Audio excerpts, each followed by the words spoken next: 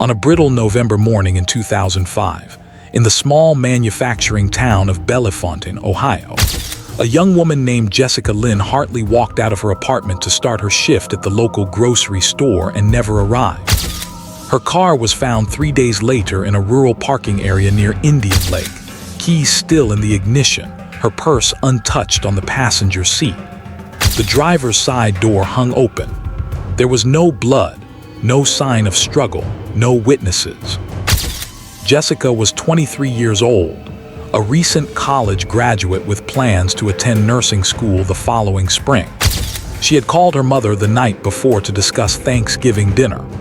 For 17 years, her disappearance remained one of Logan County's most puzzling mysteries, a case that divided a community, destroyed relationships, and left investigators with more questions than answers. But in March 2022, a phone call would change everything. The question that haunted this town for nearly 2 decades was not what happened to Jessica Hartley. The question was who knew the truth all along, and why did they wait so long to speak?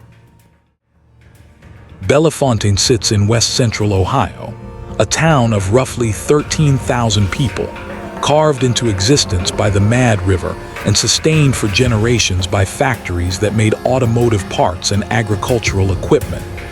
In 2005, it was the kind of place where people left their doors unlocked, where high school football games drew half the town on Friday nights, where everyone knew everyone else's business, or thought they did. The downtown stretched along Main Street with its brick storefronts and painted murals celebrating local history. Tree-lined neighborhoods radiated outward, modest ranch homes with front porches and basketball hoops, American flags hanging from garage eaves.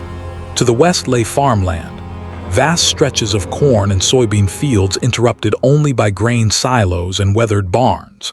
To the east, Indian Lake glimmered, a popular recreation area where families spent summer weekends fishing and swimming. Jessica Hartley had grown up in Bellefontaine, the youngest of 3 children born to Robert and Margaret Hartley. Her father worked as a machinist at the Honda plant in nearby Marysville. Her mother managed the billing department at a medical practice in town.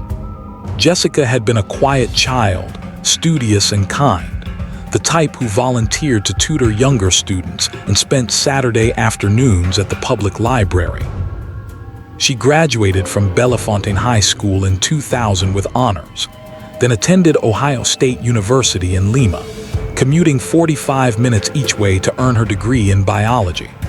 Friends described her as thoughtful, someone who listened more than she spoke, who noticed when others were struggling and quietly offered help. She had worked part-time at Morrison's Grocery on Detroit Street since her junior year of high school, stocking shelves and running the register. The manager trusted her to open the store on weekday mornings. November 15, 2005, was a Tuesday. The temperature hovered around 38 degrees before dawn, cold enough that frost-coated windshields and breath turned visible in the air. Jessica lived in a small second-floor apartment on Sandusky Avenue, a converted Victorian house divided into 4 units. Her apartment faced the street, with 2 windows overlooking the bare branches of maple trees. Her neighbors in the building included an elderly widow on the first floor, a young married couple across the hall, and a graduate student who worked nights and slept during the day. Jessica's routine rarely varied. She woke at 5:30, showered, dressed in jeans and the store's required blue polo shirt, made coffee in her small kitchen, and left by 6:15 to open the store at 7. That morning, her alarm went off at the usual time. The couple across the hall later told investigators they heard her shower running around 5:45. They heard her footsteps in the hallway, heard her lock click at approximately 6:10. The elderly neighbor downstairs saw Jessica through her window, descending the exterior stairs, car keys in hand. Jessica drove a 1998 Honda Civic, dark green, which she parked on the street directly in front of the building. The neighbor watched Jessica get into her car, saw the headlights come on, saw the car pull away from the curb heading south.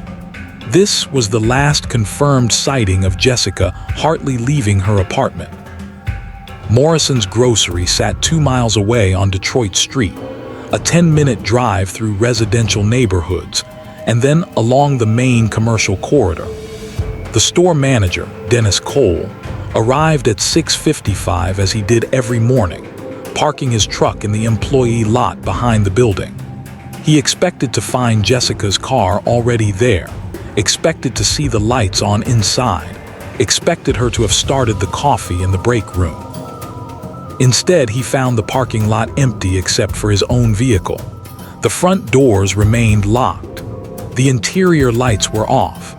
Dennis checked his watch, checked his phone. No missed calls, no text messages. He unlocked the doors himself, turned on the lights, started going through the opening procedures while watching the lot through the front windows. By 7:15, Dennis called Jessica's cell phone. It rang 4 times and went to voicemail. He left a message asking if everything was okay if she was running late. He called again at 7:30. Same result. He called the Hartley family home, reaching Margaret Hartley, who sounded confused and concerned. She said Jessica had been fine the night before, had called around 8 to talk about Thanksgiving plans. Margaret said she would drive to Jessica's apartment to check on her. Dennis agreed to call if Jessica arrived at the store. Margaret Hartley reached her daughter's apartment building by 7:50. She knocked on Jessica's door repeatedly, called out her name. No answer. She tried the doorknob, locked. She went downstairs and knocked on the elderly neighbor's door. The woman confirmed she had seen Jessica leave that morning around 6:10, getting into her car as usual. Margaret called her husband at work. Robert Hartley told her to call the police. At 8:17, Margaret dialed the Bellefontaine Police Department and reported her daughter missing. Officer Todd Brennan responded to the call, arriving at the apartment building at 8:35. He spoke with Margaret Hartley on the front steps, took down Jessica's description, her vehicle information, asked about any recent problems or concerns. Margaret said no, nothing unusual. Jessica had seemed perfectly normal.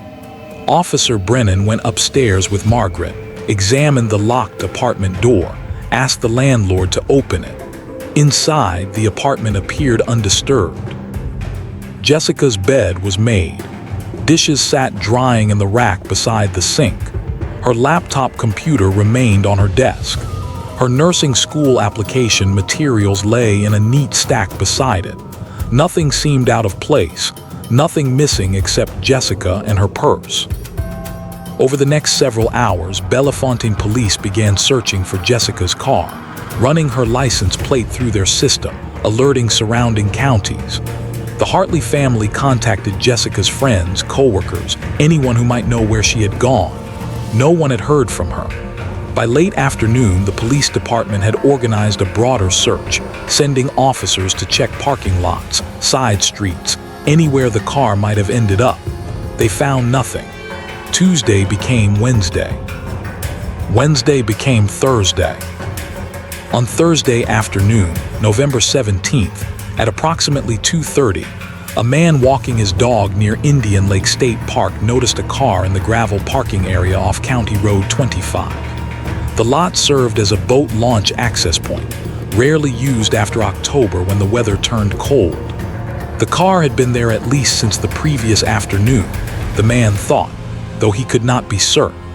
He walked closer and saw it was a dark green Honda Civic. The driver's side door stood open. He approached carefully, looked inside. The keys hung from the ignition. A brown leather purse sat on the passenger seat. The man returned to his truck and called the Logan County Sheriff's Office. Deputies arrived within 20 minutes. They ran the license plate and immediately recognized it as the vehicle belonging to the missing woman from Bellefontaine. They secured the scene, called for additional units, contacted the Bellefontaine Police Department. Detective Michael Rivera from the Bellefontaine Department arrived at 3:45. He approached the vehicle carefully, photographing everything before touching anything. The keys still hung in the ignition, turned to the off position. The purse remained where it had been described, undisturbed. Inside the purse, deputies found Jessica's wallet with $43 in cash, her credit cards, her driver's license, her cell phone turned off. There was no blood visible anywhere in the vehicle, no signs of struggle. The seats were properly positioned. Nothing appeared broken or damaged. Detective Rivera walked the surrounding area with deputies. The parking lot sat isolated, surrounded by bare trees and dormant brush. The nearest house was half a mile away. County Road 25 carried minimal traffic, especially in November. To the north, a boat ramp descended into the lake. To the south, a trail wound into the woods toward the state park camping area, closed for the season. They walked the trail for 200 yards in each direction.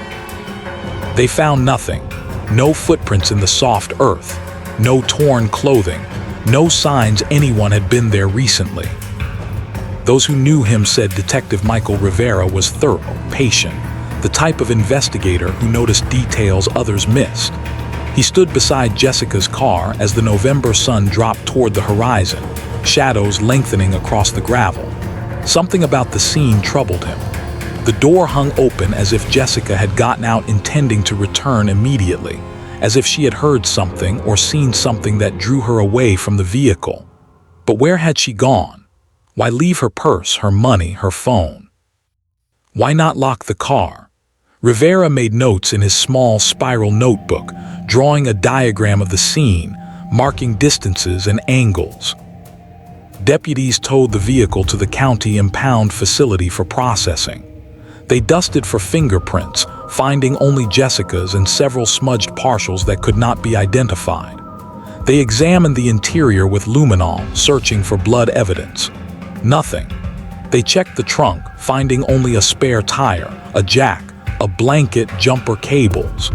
They examined the exterior for damage, finding minor scratches consistent with normal wear, nothing recent. The odometer showed Jessica had driven approximately 19 miles since her last fill-up 3 days before the disappearance. The distance from her apartment to Morrison's grocery was 2 miles. The distance from her apartment to the Indian Lake parking area was approximately 17 miles. On Friday, November 18th, the Logan County Sheriff's Office organized a massive search operation. More than 200 volunteers gathered at the Indian Lake State Park office at dawn.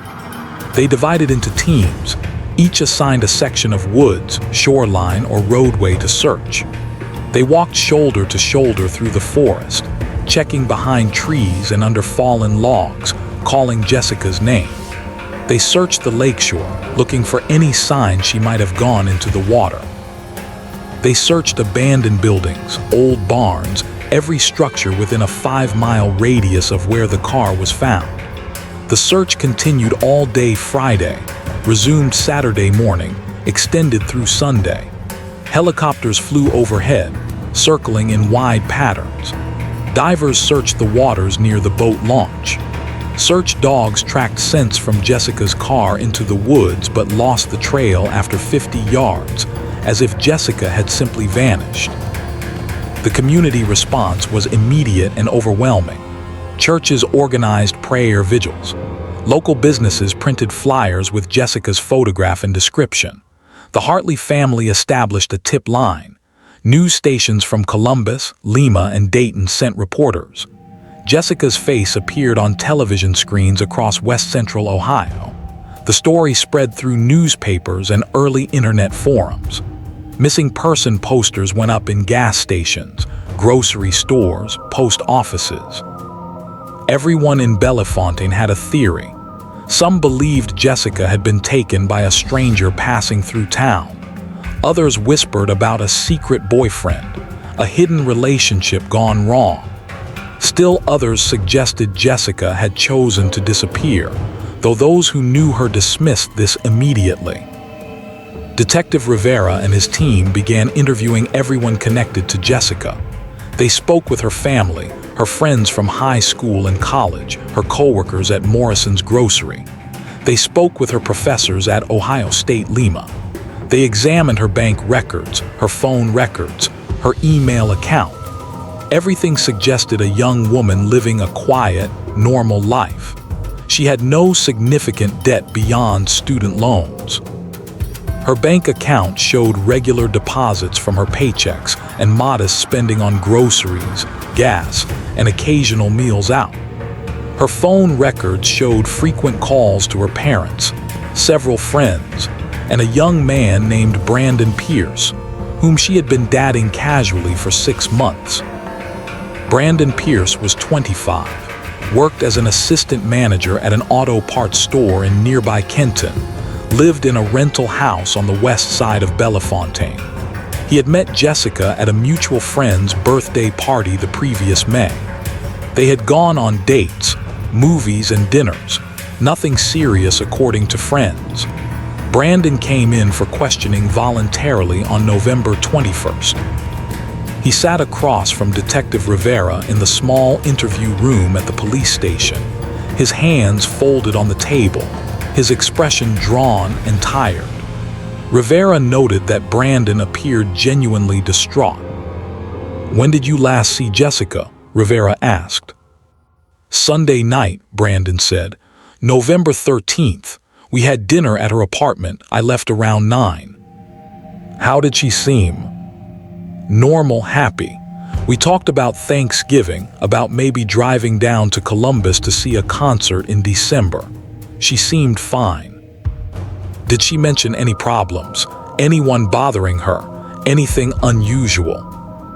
Brandon shook his head. "No, everything was normal." "Did you try to contact her after Sunday?" "I called her Monday evening around 7. We talked for maybe 20 minutes.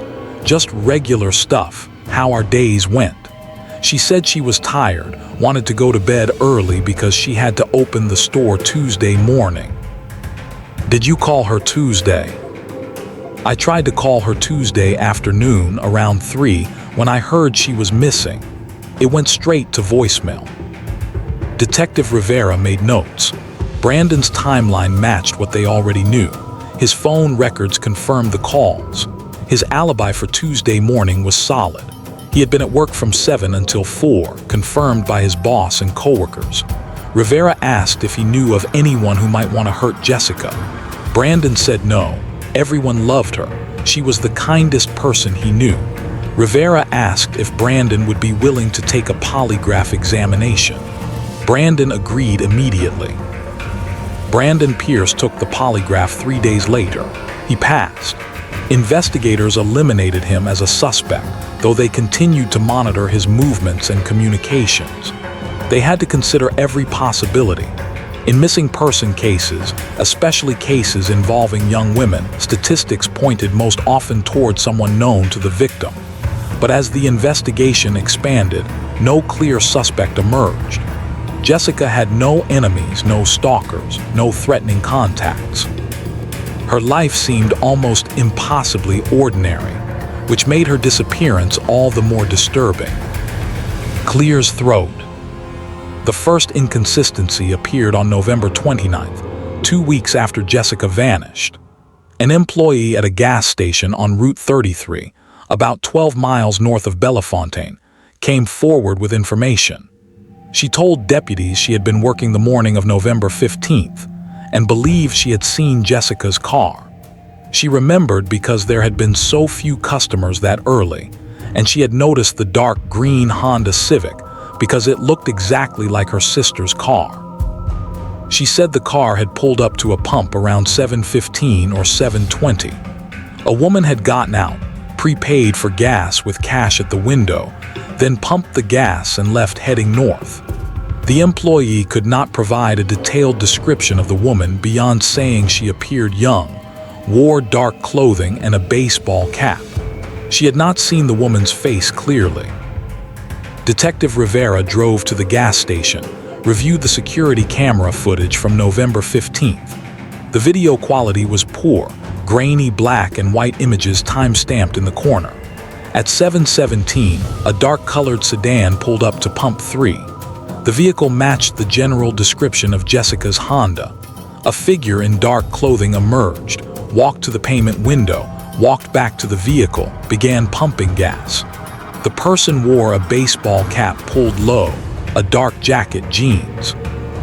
The angle of the camera made it impossible to see facial features. At 7:21, the person got back in the car and drove away heading north. The camera captured only a partial view of the license plate. The visible numbers and letters were consistent with Jessica's plate. This changed everything. If Jessica had stopped for gas at 7:17 on Route 33 heading north, she had not been going to work. Morrison's grocery lay south of her apartment. Indian Lake lay northeast, but this gas station sat directly on the route someone would take heading from Bellefontaine toward Indian Lake via the back roads. Rivera measured the distances carefully. From Jessica's apartment to the gas station was 8 miles. From the gas station to the Indian Lake parking area where her car was found was 11 miles. The timeline made sense. Jessica had left her apartment around 6:10. She could have reached the gas station by 7:17. But why? Where had she been going? Had someone been with her?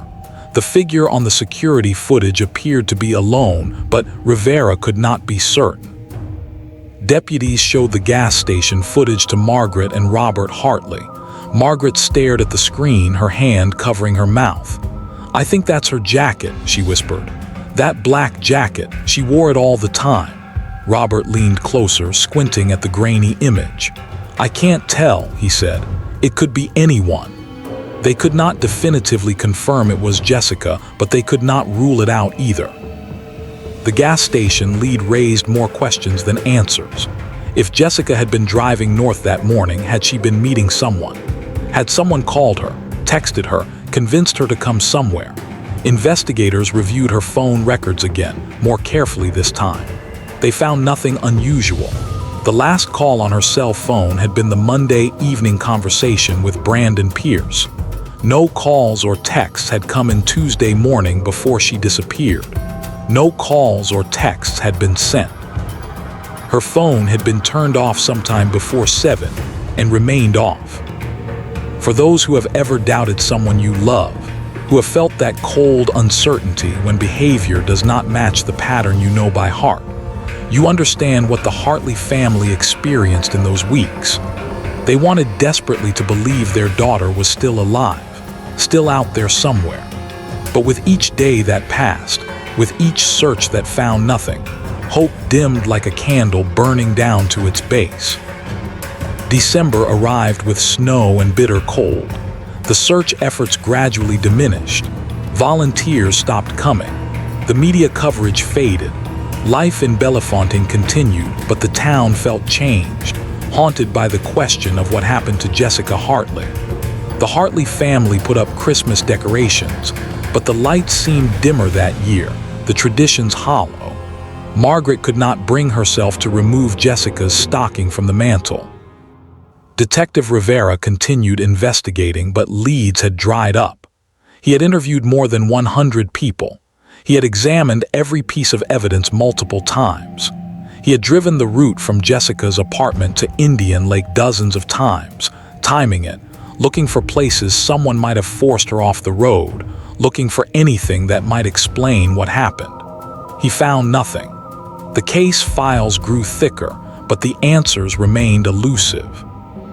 By January 2006, the Logan County Sheriff's Office officially classified Jessica's disappearance as a cold case. They did not close the file.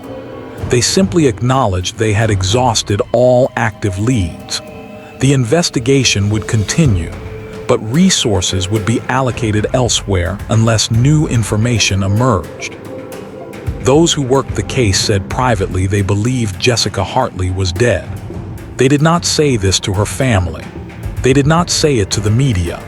But among themselves, deputies whispered quietly that no one vanished so completely without help, that someone knew something, that eventually the truth would surface. They just had no idea how long it would take. The years that followed were a kind of slow torture for the Hartley family. Margaret Hartley left her job at the medical practice, unable to concentrate, unable to function in a workplace where everyone knew about her missing daughter. She stayed home, kept Jessica's room exactly as it had been, checked her phone obsessively in case Jessica called.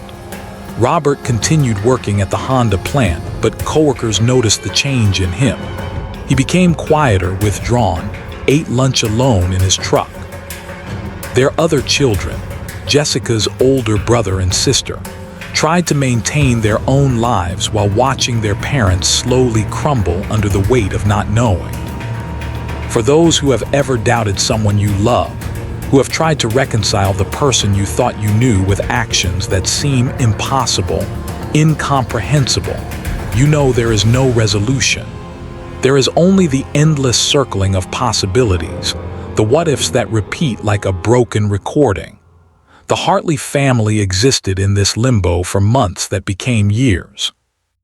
By 2008, Margaret and Robert Hartley had stopped speaking to each other in any meaningful way.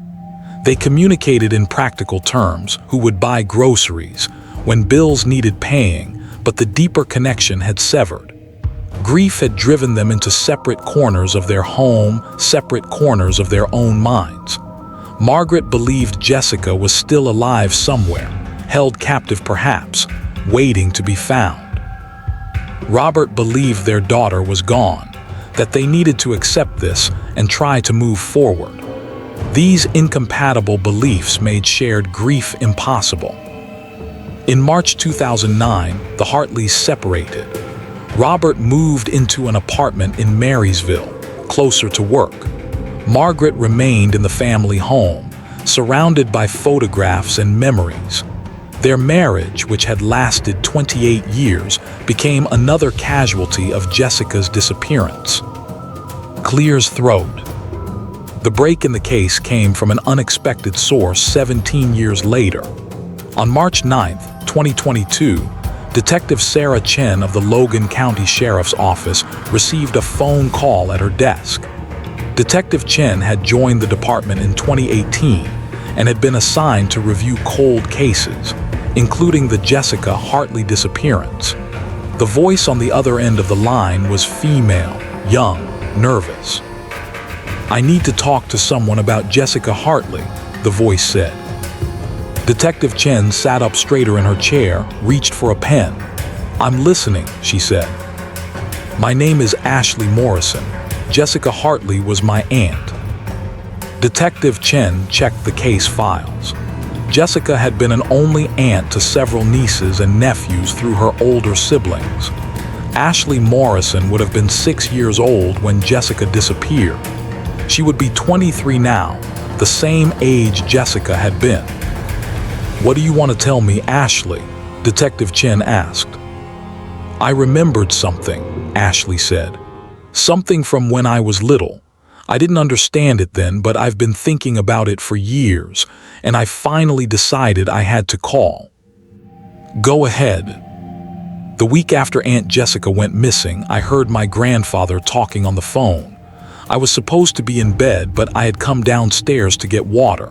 He was in the kitchen and he didn't know I was there. He was talking to someone and he said something like, 'Nobody can ever know. Do you understand me? Nobody can ever know what happened.' I remember because his voice scared me. I'd never heard him sound like that." Detective Chen felt her pulse quicken. "Your grandfather, that would be Robert Hartley." "Yes." "Did you tell anyone about this at the time?" "No, I was 6. I didn't really understand what he meant. I forgot about it for years. But then I got older and I started thinking about Aunt Jessica, and I remembered that night. I remembered how scared Grandpa sounded, and I started wondering what he meant." "Have you talked to your grandfather about this?" "No, we're not close anymore. After he and Grandma divorced, he kind of disappeared from the family." Detective Chen asked Ashley several more questions, establishing timeline, confirming details, assessing credibility. Ashley seemed genuine, troubled by what she remembered, uncertain if it meant anything but compelled to share it. Detective Chen thanked her, took down her contact information, promised to follow up. After the call ended, Detective Chen sat at her desk reviewing the Hartley case files. Robert Hartley had been interviewed multiple times in 2005 and 2006. His alibi for the morning of Jessica's disappearance was solid. He had been at work at the Honda plant in Marysville, clocked in at 6:57, remained there until 3:30. Multiple coworkers confirmed this. Security footage from the plant showed him entering the facility. There had been no reason to suspect him of direct involvement, but Ashley's phone call raised a troubling possibility. If Robert Hartley knew something about what happened to Jessica, if he had helped cover something up, that would explain why the investigation had stalled. It would explain why no evidence was ever found. Detective Chen brought the information to her supervisor, Lieutenant Marcus Webb. They discussed whether the phone call from Ashley Morrison justified reopening the investigation actively. It was thin, a second-hand memory from a 6-year-old child about an overheard phone conversation 17 years ago. But it was also the first new lead in more than a decade. Lieutenant Webb authorized Chen to pursue it carefully, quietly, without alerting Robert Hartley. Over the next month, Detective Chen conducted a methodical review of everything related to Robert Hartley. She examined his phone records from 2005. She found that in the week following Jessica's disappearance, Robert had made numerous calls to a number registered to his supervisor at the Honda plant, a man named David Kramer. This was not inherently suspicious. They worked together, but the frequency and timing of the calls stood out. Several occurred late at night after 11, when most people would be sleeping. One call had lasted 43 minutes. Detective Chen located David Kramer, who had retired from Honda in 2019 and now lived in Columbus. She drove to Columbus on April 6th and knocked on his door unannounced. Kramer was 68, gray-haired, cautious when he opened the door and saw her badge. She identified herself, asked if she could come inside to talk about Robert Hartley. Kramer hesitated, then stepped aside and let her enter. They sat in his living room, afternoon light coming through the windows. Detective Chen explained she was reviewing the Jessica Hartley case and had some questions about Robert's behavior in the weeks after his daughter disappeared. She asked about the phone calls. Kramer's face tightened. He looked at his hands. "I've carried this a long time," Kramer said finally. "I didn't know what to do with it. I still don't." "Tell me," Detective Chen said. "The night after they found Jessica's car, Robert called me. It was late, maybe 11:30. He was crying, which I'd never heard before. He said he'd made a terrible mistake. He said he needed help, but he couldn't tell me what kind of help. I asked him what he meant. He said he couldn't talk about it over the phone. He asked if I would meet him." "Did you meet him?" "Yes, the next night. We met at a Denny's off I-75, about halfway between Marysville and Bellefontaine. Robert looked terrible, like he hadn't slept. He told me something that I've never told anyone else." "What did he tell you?" David Kramer closed his eyes, breathed slowly. "He said Jessica's death was an accident. He said he didn't mean for it to happen, but it did, and now he didn't know what to do. He said he'd panicked and hidden her body. He said he couldn't live with himself, but he also couldn't face what would happen if he told the truth." The room went silent except for the ticking of a clock on the mantel. Detective Chen waited, letting Kramer continue at his own pace.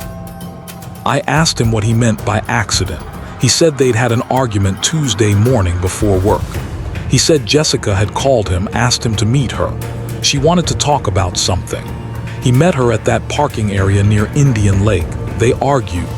He said he got angry, angrier than he'd ever been. He said he pushed her and she fell and hit her head on a rock. He said he checked her pulse, but she was gone. He panicked. He put her in the trunk of his car, drove to a place he knew, buried her body, then went to work like nothing had happened.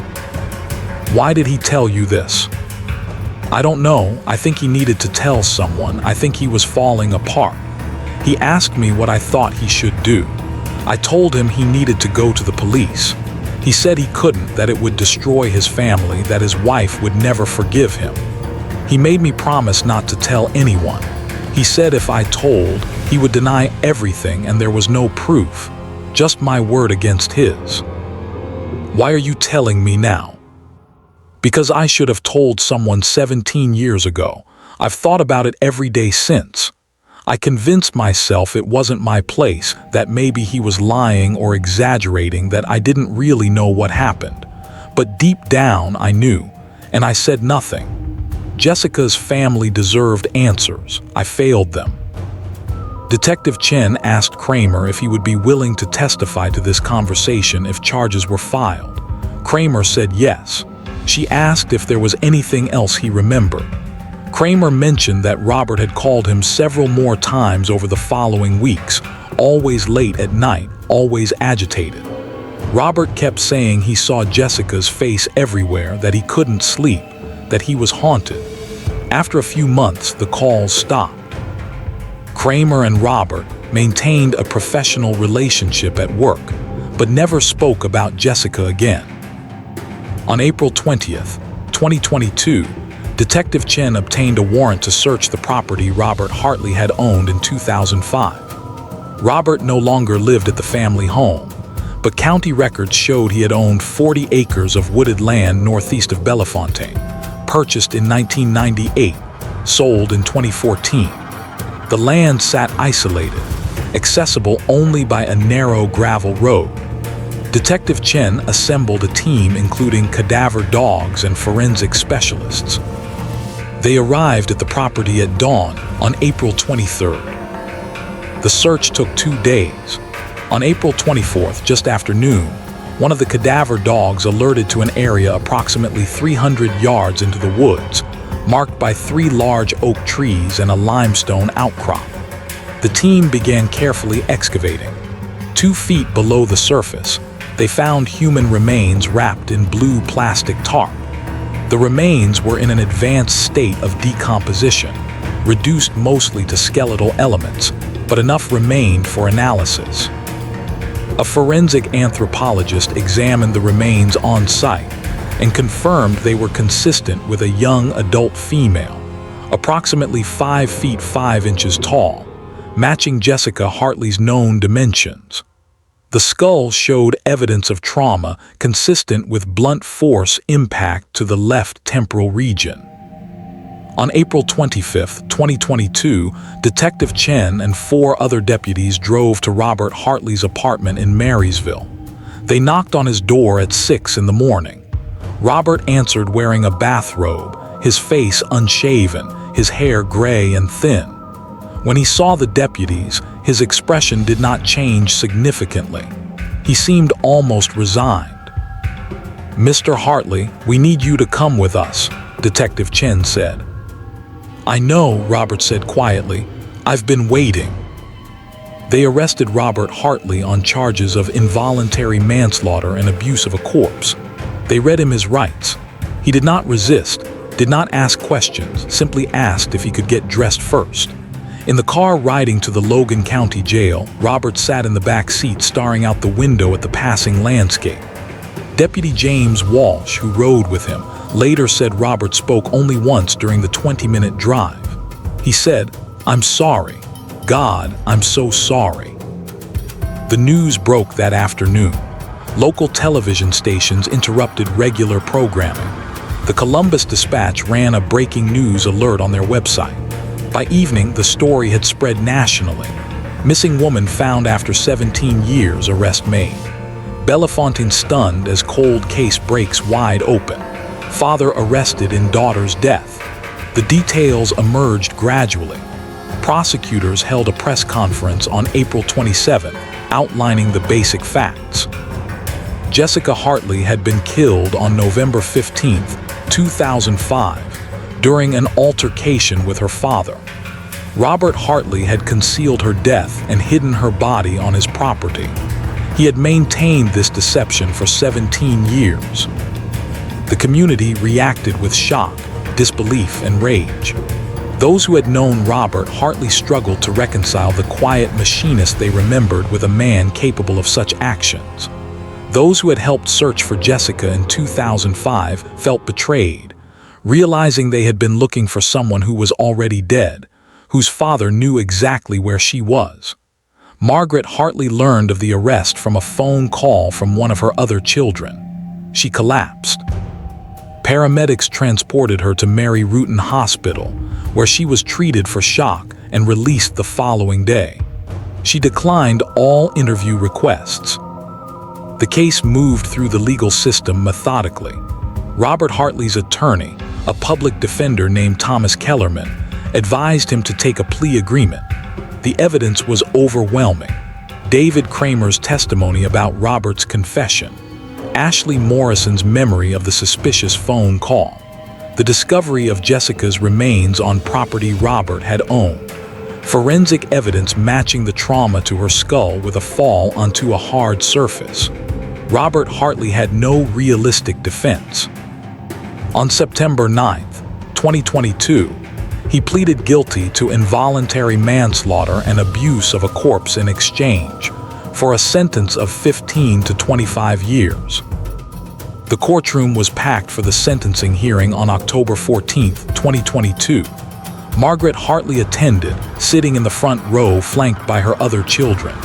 She stared at Robert as he was led into the courtroom in an orange jumpsuit, shackled at the wrists and ankles. Their eyes met briefly. Then Robert looked away. Judge Patricia Donovan asked if Robert wanted to make a statement before sentencing. He stood slowly, his attorney beside him. "I don't expect forgiveness," Robert said, his voice barely audible. "I don't deserve it. What I did was unforgivable. Jessica was my daughter, I loved her, but I was also weak and selfish and cowardly. On that morning, she told me she knew about something I'd done, something I'm ashamed of. She said she was disappointed in me. We argued. I got angry. I pushed her. She fell. I panicked. Instead of calling for help, instead of accepting responsibility, I made a choice that destroyed so many lives. I took away Margaret's daughter, my other children's sister. I took away Jessica's future. I let everyone search for her when I knew she was already gone. I am sorry. Those words mean nothing, but they're all I have. I'm sorry." Judge Donovan sentenced Robert Hartley to the maximum term under the plea agreement, 25 years in state prison with the possibility of parole after serving a minimum of 15 years. Robert would be 79 years old before he could be considered for release.